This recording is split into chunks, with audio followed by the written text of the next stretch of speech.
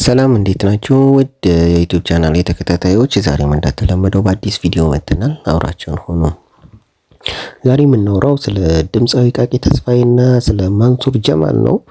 ድምፃዊ ቃቂ ተስፋዬ ባለፈው ሳምንት አንድ የዩቲዩብ ፕሮግራም ላይ የዩቲዩብ ሾው ፕሮግራም ላይ ቀርቦ በአንድ ወቅት መንሱር ጋር ሄጄ ባቀረብኩት ፕሮጀክት ላይ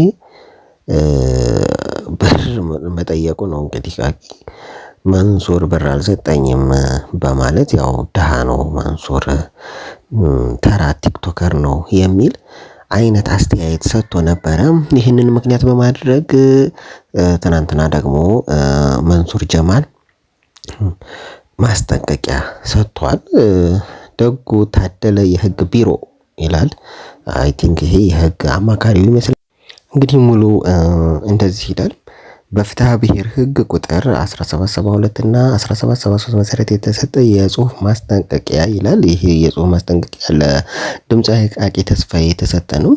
ይህን የጽሁፍ ማስጠንቀቂያ ለመጻፍ ያስገደደኝ ምክንያት እኔ ማስጠንቀቂያ ሰጪና እርስዎ ምንም የማያገናኘን ከውል ሆነ ከህግ የመነጨ ግንኙነት ባይኖረንም አሁን ላይ በትክክል በማላስታውሰው ቀን ከ3 ዓመት በፊት ቢሮዬ በመምጣት ድጋፍና እርዳታ ጠይቀኸኝ ፈቃደኛ ለመሆኔን ገልጬ ከተለያየን ከዓመታት በኋላ አይቤክስ ሚዲያ በተሰኘው የዩቲዩብ ቻናል በቀን 18/08/2017 ዓ.ም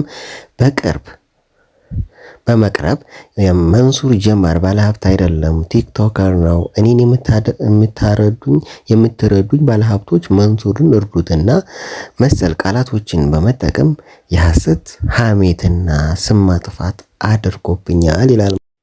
መንሱርም ቀጠል አድርጎ ይህ ድርጊት ሆን ተብሎ እኔ ያለኝን መልካም ስም ዝናዬን እንድነጠቅ ከእኔ ጋር የሚሰሩ የንግድ ሰዎች በእኔ ላይ እምነት እንዳይኖራቸው ሳልቸገር እርዱት በማለት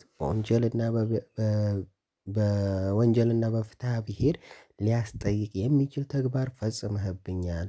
ታዲያ ይህ ድርጊትህ ጥፋት መሆኑን በማወቅ ቀደም ሲል በቀረብክበት አይቤክስ ሚዲያ ላይ በመቅረብ ለተናገረካቸው ለእያንዳንዱ ንግግርህ ይፋዊ ይቅርታ፣ ይህ ማስታወቂያ በእጅህ ወይም በስምህ በተመዘገበው ሲም ካርድ በተከፈተ ቴሌግራም ወይም ዋትሳፕ በደረሰ በ24 ሰዓት ውስጥ ይቅርታ እንድትጠይቀኝ፣ ይህ ባይሆን ግን በሀገሪቱ ሕግ መሰረት በፍትሐ ብሔር እና በወንጀል ስልጣን ባለው አካል በማቅረብ በሕግ እንደምጠይቅህ እያሳወቅኩኝ ይህንን ማስጠንቀቂያ ሰጥቻለሁ ይላል።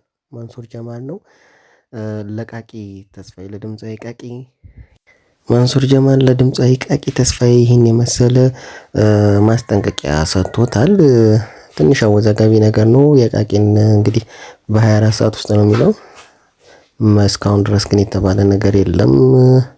ሲያጣራን ደግሞ ሌላውን ነገር እንገልጽላችኋለን። አብራችሁን ስለሆናችሁ እናመሰግናለን። መልካም ሰላም በያላችሁበት።